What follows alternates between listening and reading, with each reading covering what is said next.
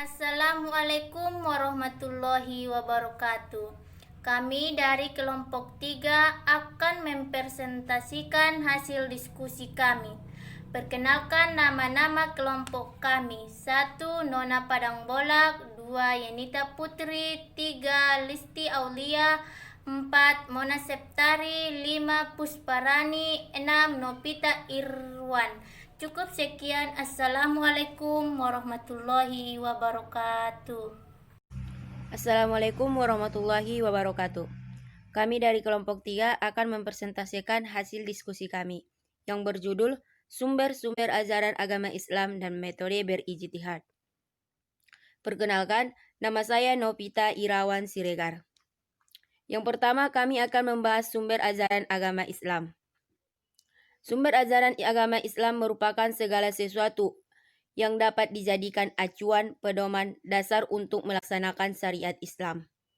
Al-Quran, Sunnah, dan ijtihad merupakan pokok syariat Islam.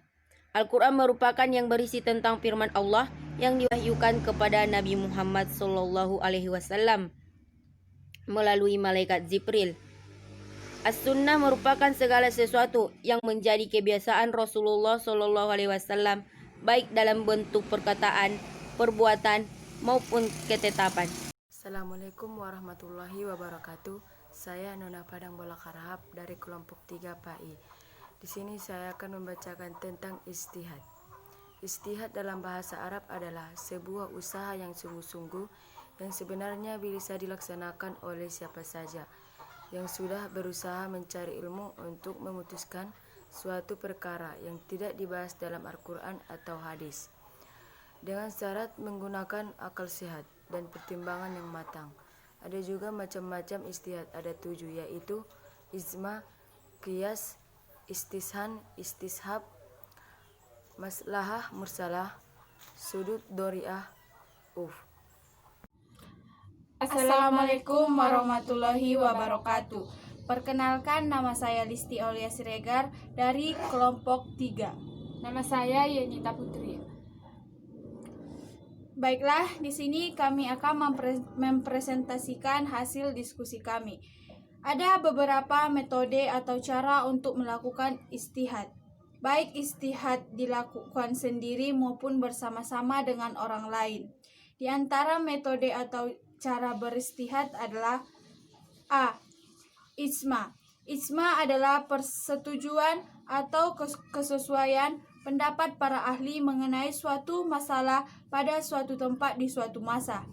B. Qiyas. Qiyas adalah menyamakan hukum suatu hal yang tidak terdapat ketentuannya di dalam Al-Quran dan As-Sunnah dengan hal lain yang hukumnya disebut dalam Al-Quran dan Sunnah Rasul karena persamaan ilatnya.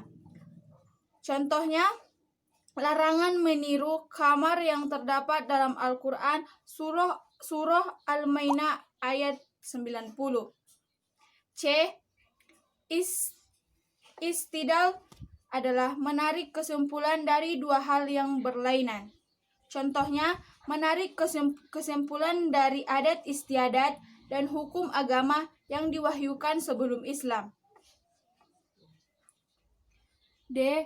Masalin al-musalah adalah cara menemukan hukum suatu hal yang tidak terdapat ketentuannya baik di dalam Al-Quran maupun dalam kitab-kitab hadis, berdasarkan pertimbangan kemaslahatan masyarakat atau kepentingan umum.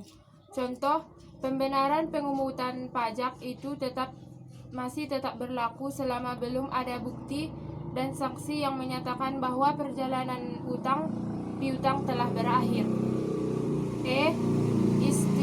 Istisad adalah cara menentukan hukum dengan cara menyimpang dari ketentuan yang sudah ada demi keadilan dan kepentingan sosial. Contohnya, pencabukan hak milik seseorang atas tanah untuk pelebaran jalan. F. Istisab adalah menetapkan hukum suatu hal menurut keadaan yang terjadi sebelumnya sampai ada dalil yang mengubahnya. Contoh, G. urf atau adat istiadat adalah yang tidak bertentangan dengan hukum Islam, dapat dikukuhkan tetap harus berlaku bagi masyarakat yang bersangkutan.